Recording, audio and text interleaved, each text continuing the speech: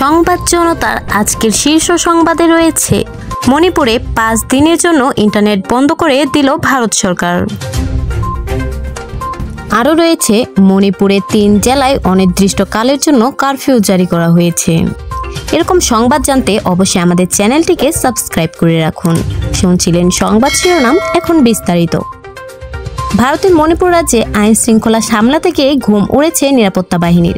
September মাসে drone হামলা, ক্ষেপণাস্ত্র হামলা ও তার পরবর্তী সময়ে এখন পর্যন্ত 8 জন নিহত হয়েছে সে রাজ্যে। উদ্ভূত পরিস্থিতিতে মণিপুরে বন্ধ করা হলো ইন্টারনেট পরিষেবা। মঙ্গলবার দুপুর 3টা থেকে আগামী 5 দিনের জন্য 15 সেপ্টেম্বরের দুপুর 3টা পর্যন্ত পুরো রাজ্যে ইন্টারনেট সংযোগ বন্ধ রাখার সিদ্ধান্ত নেওয়া হয়েছে। মঙ্গলবার এক নির্দেশিকা জারি করে একথা জানিয়েছে মণিপুর সরকার। অশান্তির আবহে সামাজিক যোগাযোগ মাধ্যমে বিভিন্ন ধরনের গুজব ছড়ানো হচ্ছিল বলে নির্দেশিকা জানিয়েছে সরকার। পাশাপাশি 3 জেলায় কারফিউ জারি করেছে প্রশাসন।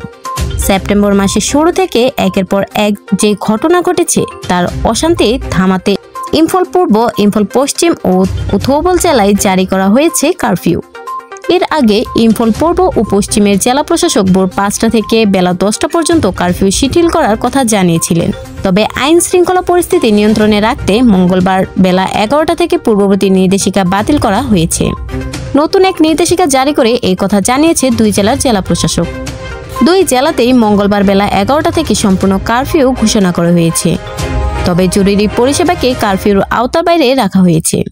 থৌবল জেলাতেও রোববার থেকে ভারতীয় নাগরিক সুরক্ষা সহিংসতা আইনে কারফিউ জারি হয়েছে।